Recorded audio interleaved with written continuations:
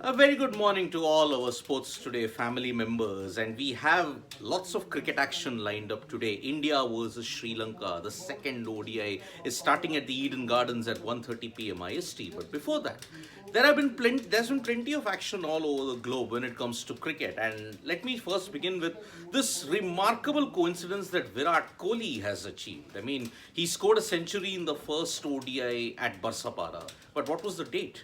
January 10th, right? His 73rd century was achieved on January 10, but his 72nd century, guess the date when that was achieved? December 10th.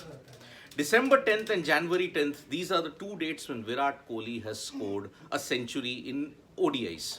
Now, the coincidence, if you want to extend it, is he going to score on February 10th now? The 10 number seems to be Virat Kohli's ultimate favorite, and now looking at the form that he is in, can he once again score big at the Eden Gardens? Because if you have to look at Virat Kohli's emergence, he once shared a partnership with Gautam Gambhir. He scored a century in that game against Sri Lanka. And that was the first making of Virat Kohli the great. So, second ODI, Eden Gardens, India versus Sri Lanka. A lot of mixed memories for both teams. India, you would remember in 1996, lost to Sri Lanka. Sri Lanka were awarded the game by default because of crowd behavior. But now, 26 years later, 27 years later, are we going to see something spectacular from Sri Lanka, or are India going to seal the series today? Virat Kohli has started 2023 in a big, big way, and that is why in a World Cup year, Virat Kohli's form is going to be very, very important. For people who are joining us now, what is the coincidence? December 10th and January 10th. Both times, Virat Kohli has scored a century. A third century coming in February 10th? We don't know. Maybe he scores it today and ends that coincidence streak. And there is some more coincidence in that. Remember, prior to his 72nd century, Virat Kohli was celebrating his wedding anniversary. Now, he's celebrating his 73rd ODI century because his daughter just celebrated her birthday. So, family occasions, number 10 and Virat Kohli century. That seems to be the new mantra heading into this new year. But apart from that, there has been massive action when it comes to cricket in other parts of the globe.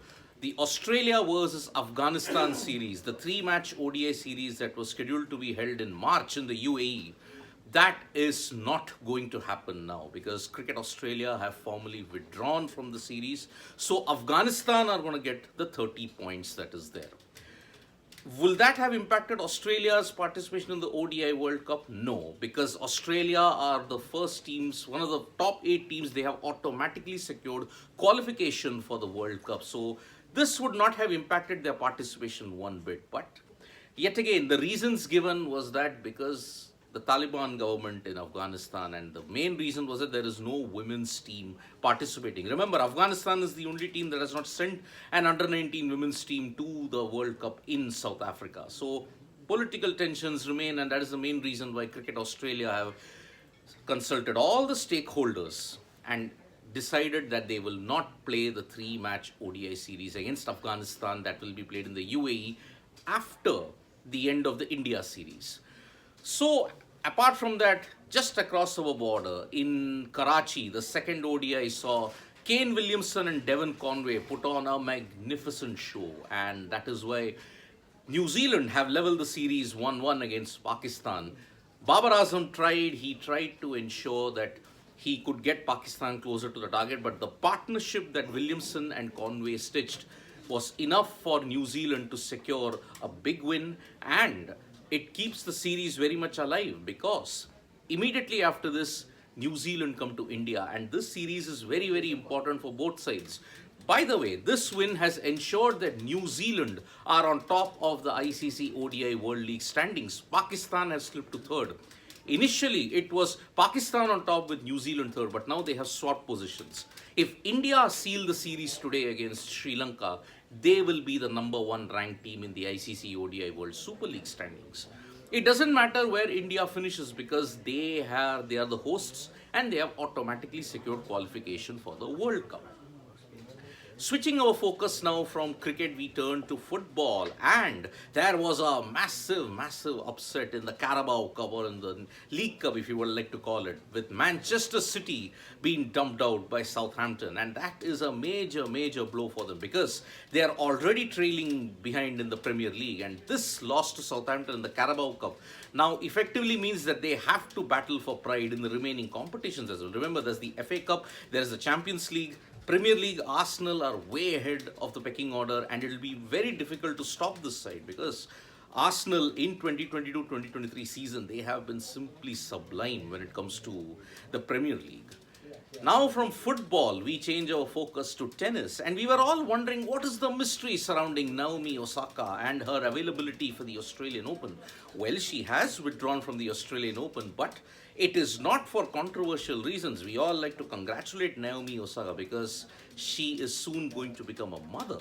And because of this, she hopes to return to competitive tennis by the start of 2024. So, congratulations to Naomi Osaka. We hope to see her soon in the tennis court. This whole of 2023, she's not going to play, but she will be back in 2024, hopefully, to add on to her tally of Australian and US Open titles which she has won. So, congratulations to Naomi Osaka.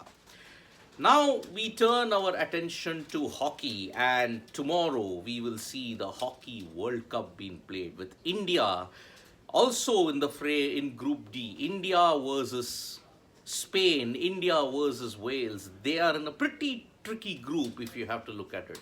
But one town is really thanking the Hockey World Cup. They are saying thank you that the Hockey World Cup is here. You guessed it.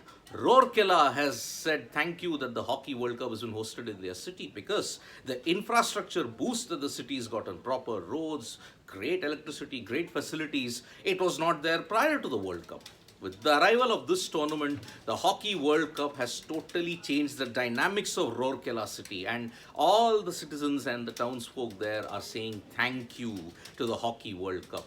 So India will be aiming to end their 48 years of pain. Remember, 1975 was the last time that they had won the World Cup. Since then, they have struggled. The last encounter that they had, it was against the Netherlands in the quarterfinals where they lost. Now, after a strong showing in the FIH Pro League, and there was a question asked whether Spain would be a tricky opponent. Yes, Spain will be a very tricky opponent for India because whenever you look at their head-to-head record, it is in favor of India, but most of the last 5 games that's been there, it has been a margin of 3-2, 2-3, 1-2, 2-1. So it is a very tricky proposition that India faces against Spain. However, on the other hand, we have seen that there are 3 major title contenders: the Red Lions, Belgium; the Oranje, the Netherlands; and the Kookaburras, Australia. India will be looking to fight it out with the likes of Germany, Spain, the Black Sticks, New Zealand, and the Pumas, Argentina.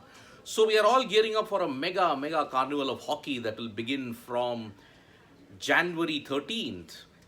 And before I end this morning grab, let me tell you that India's challenge in the Malaysia Open is now on 2 individuals: HS Pranoy and the doubles duo of Satvik Sairaj, Rankireddy and Chirag Shetty. Remember, these are the only 2 people who are contenders to win the Malaysia Open. Remember, HS Pranoy defeated Lakshya Sen, while Satvik Sairaj, Rankireddy and Chirag Shetty continued their great form from 2022, and they made a good start in the Malaysia Open badminton.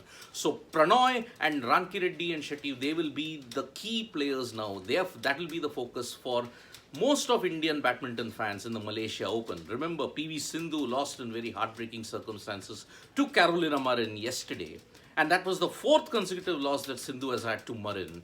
And it has not been a good comeback for her, but there is still a lot of events to be played. One hopes that Sindhu can find her 2022 magic. Thank you so much, folks, for joining us for this morning grab. We'll be back with more updates from Sports Today. Press the like, comment, and share button. We are also there on Facebook, Twitter, and Instagram as well. Thank you.